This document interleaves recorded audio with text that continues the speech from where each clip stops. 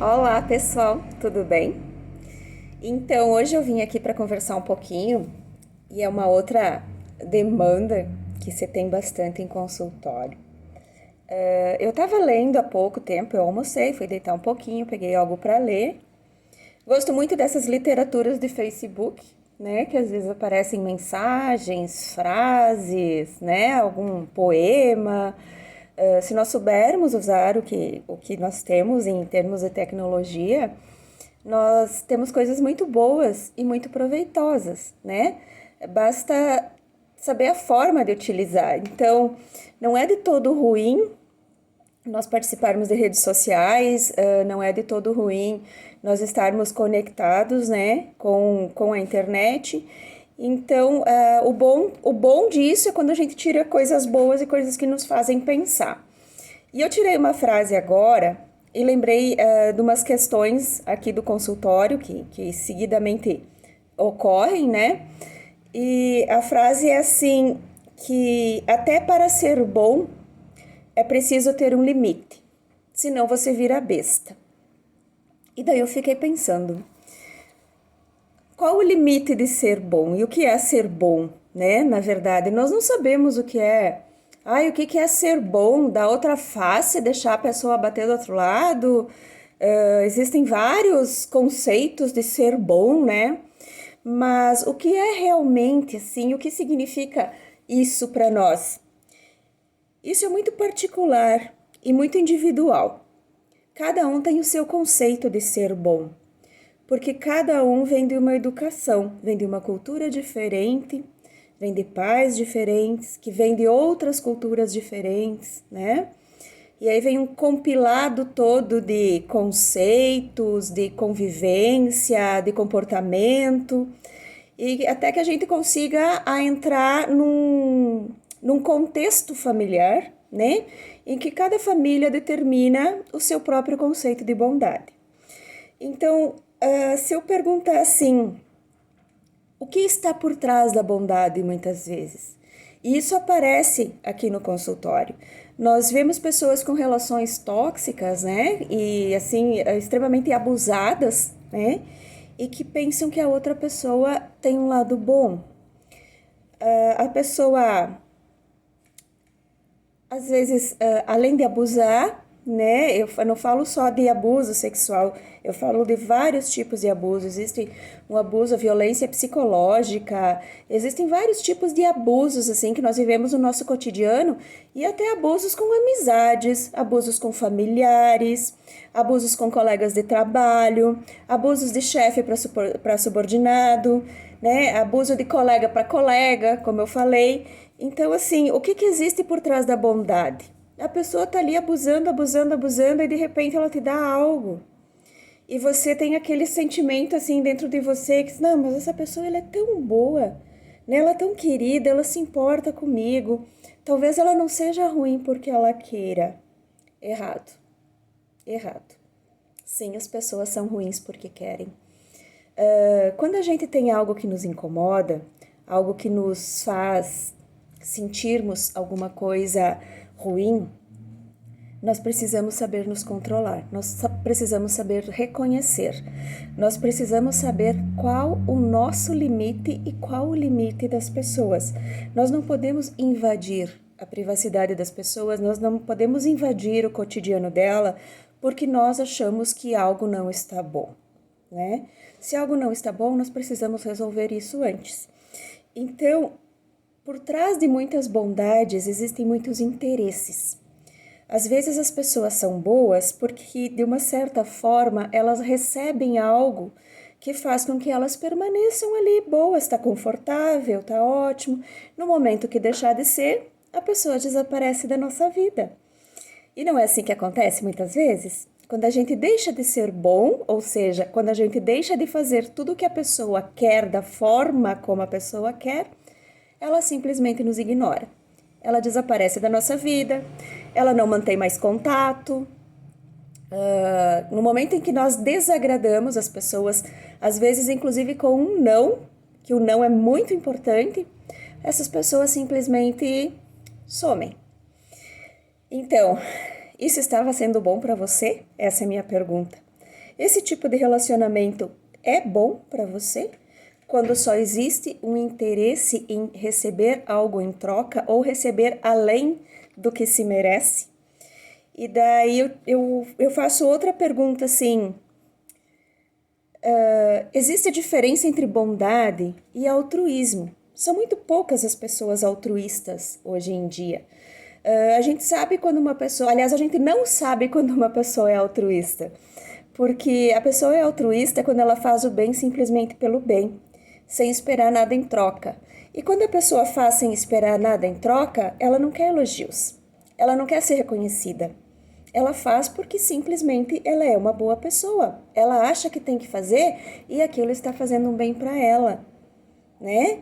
Se eu dou algo para alguém que necessita de alguma coisa e não conto para ninguém que eu doei porque eu quis, porque eu acho que para aquela pessoa iria ajudar naquele momento, para aquela pessoa iria ser importante naquele momento, então foi algo que eu fiz porque realmente eu achei que aquilo iria ser bom e eu fico quieta. Eu não saio tirando foto, eu não saio contando para todo mundo, eu não saio colocando em jornal, em revista, em rede social, porque uma coisa é você saber o que é bom para o outro e fazer o que é bom para o outro.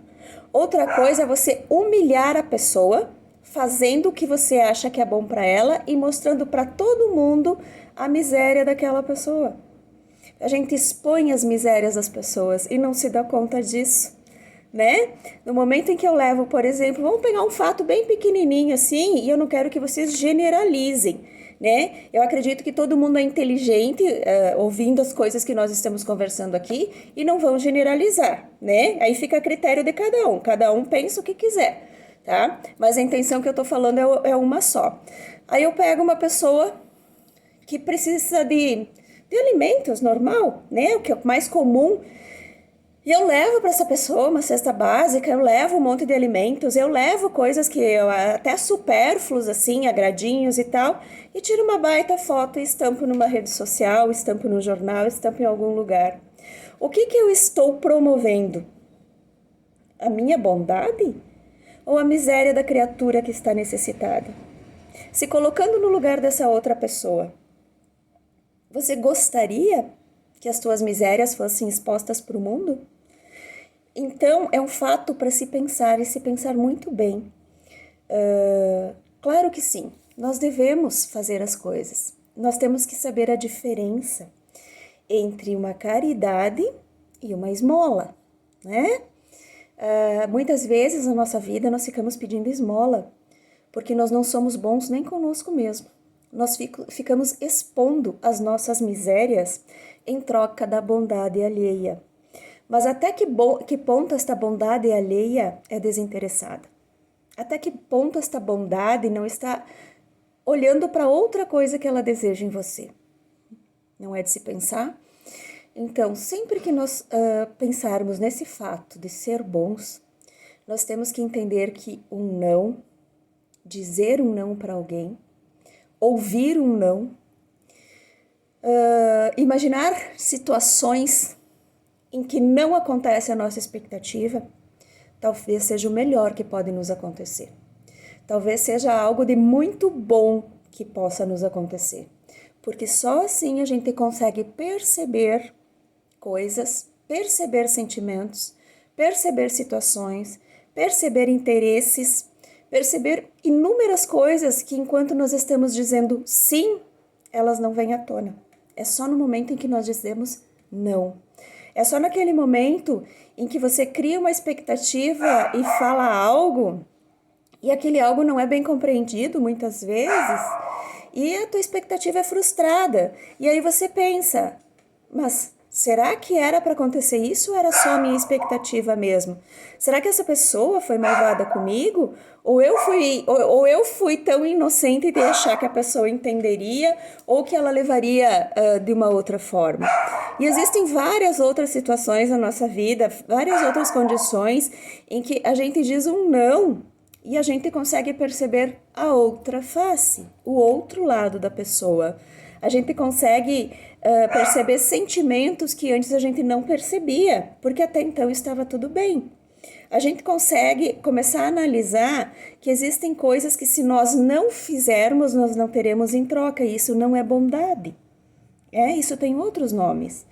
Nós conseguimos perceber que no momento em que a gente ouve um não, a nossa expressão também muda.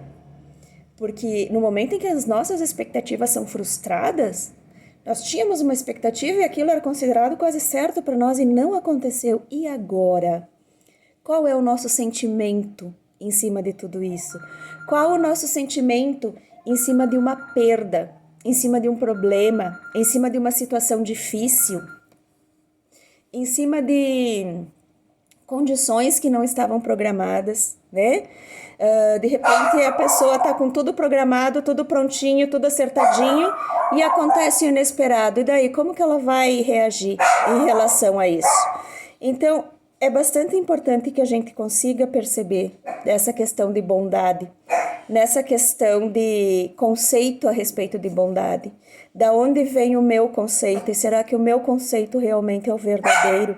E será que existe um conceito verdadeiro em cima desse termo, né? Em cima da bondade? Então, é algo para se refletir, que realmente, às vezes a gente vira besta sim por ser bom. Às vezes a gente vira besta por dizer sim, por medo de ter uma reação negativa de alguém. Às vezes a gente vira besta por fazer coisas boas, por tentar participar de um grupo, por tentar ser inserido em uma determinada rede social, num determinado grupo de pessoas, numa determinada família, num determinado grupo de amigos, né? E a gente acaba sendo besta. Então, o ser bom, para começar, ele é tão profundo que ele precisa começar por dentro da gente. Ser bom com a gente mesmo. Saber o que a gente quer e o que a gente não quer. Saber o que a gente aceita e o que a gente não aceita. Mesmo que essas coisas, às vezes, venham com uma máscara de bondade, né? A gente, às vezes, deixa de dizer não para não magoar alguém e acaba se frustrando no final. Então, é muito importante que a gente saiba disso, que a gente saiba dizer um não e encarar as consequências dele. Porque a gente não diz porque a gente sabe que uma pessoa vai ficar de mal, ou vai dar algum problema com o familiar, ou vai dar um problema com outro amigo, ou vai dar problema com outro colega de trabalho, né? E a gente deixa de dizer para evitar problemas, mas encarar as consequências dos nossos nãos também é ser bom com a gente. Também é descobrir argumentos que nós temos, ferramentas que nós temos, que até então nós nunca tínhamos usado, né? Então, pensa um pouquinho nisso, tá? Analisa um pouquinho e experimente ver, faça uma experiência. Ao invés de dizer sim para não dizer não, seja bom com você mesmo e diga não para o que você não quer. E depois veja o que te alivia mais. É aquela sensação do momento ou é toda aquela consequência que vem depois, que te faz uma pessoa mais forte? Certo? Por hoje é isso. Conversaremos muito mais. Beijo!